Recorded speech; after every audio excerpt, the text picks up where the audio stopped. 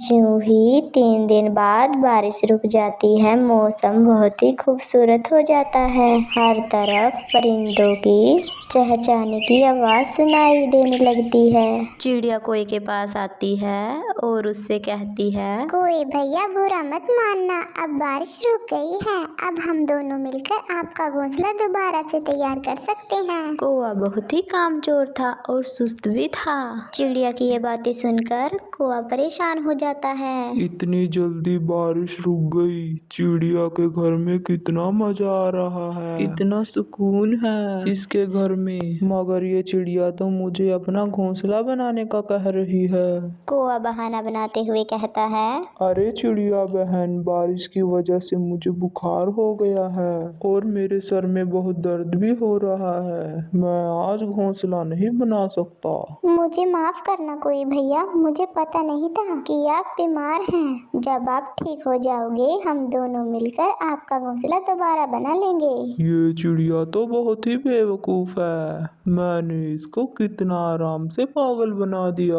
अगले दिन चिड़िया कौए के पास आती है। कोई भैया, मैं जरा काम से बाहर जा रही हूँ, आप मेरे बच्चों का ध्यान रखना। तुम बिल्कुल भी चिंता मत करो चिड़िया बहन, मैं तुम्हारे बच्चों का अच्छे से ध्यान रखूंगा। चिड़िया कौए की बात सुनकर चली जाती है और कौआ आराम से सो जाता है। चिड़िया के बच्चे खेल रहे होते हैं। बच्चों के खेलने की आवाज से कौए का सुकून खराब हो रहा होता है और कौआ गुस्से में आ जाता है। अरे तुम सभी अपनी आवाजें बंद करो, मुझे नींद आ रही है, मुझे सोने दो, वरना मैं तुम सभी को चील के हवाले कर दूंगा। चिड़िया के बच्चे बहुत डर जाते हैं। चिड़िया जब रात को कौए के घोंसले के लिए तिनका जमा करके घर आती है, वो देखती है कि उस कौए ने उस चिड़िया के घर का सारा दाना खा लिया है। चिड़िया कौए को कुछ ना कहती और भूखी ही सो जाती है।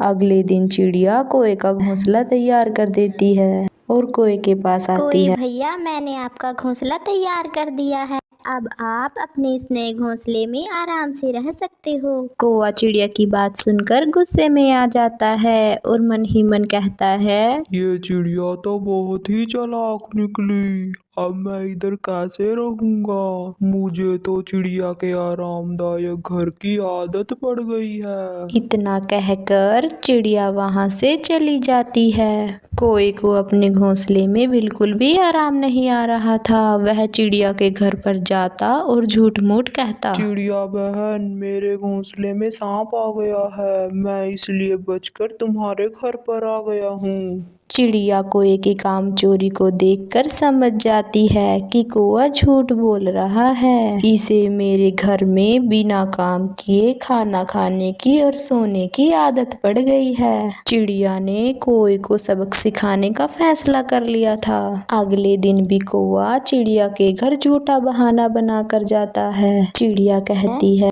कोई भैया, मेरे बच्चे बीमार हैं और बिस्तर भी खाली नहीं है, आप कहीं और चले जाएं, मेरे बच्चे आपकी आवाज से परेशान हो जाएंगे। कौआ चिड़िया की ये बातें सुनकर वापस अपने घोंसले में आ जाता है और कहता है, इस चिड़िया को क्या हो गया है, इसने मुझे अपने घर में रहने से क्यों मना कर दिया। बहुत भूख भी लग रही है, मैं कहाँ से खाना खाऊं। कौआ बहुत ही भूखा था, लेकिन उसको दाना ढूंढने में बहुत सुस्ती हो रही थी। अगले दिन वो कौआ दोबारा से चिड़िया के घर की तरफ जाता है, लेकिन चिड़िया कोई ना कोई बहाना बनाकर उसे जाने का कह देती है। अब तो कौआ बहुत ही परेशान हो गया था, वो भूख के मारे बिलख रहा था। आखिर इस कौए ने मेहनत से दाना ढूंढना शुरू कर दिया और अपना पेट भरने लगा और अपनी जिंदगी आराम से बसर करने लगा। चिड़िया ये देखकर बहुत खुश हो गई। कौए ने अब मेहनत करके चिड़िया की तरह अपना मजबूत घर तैयार कर लिया था। प्यारे दोस्तों, इस कहानी से हमें सीख मिलती है कि हमें मेहनत करके अपनी जिंदगी बसर करनी चाहिए, ना कि दूसरों के आसरे पर रहना चाहिए, क्योंकि मेहनत में ही अजमत है। अगर आपको हमारी वीडियो अच्छी लगी हो तो वीडियो को लाइक और चैनल को सब्सक्राइब कर दीजिए।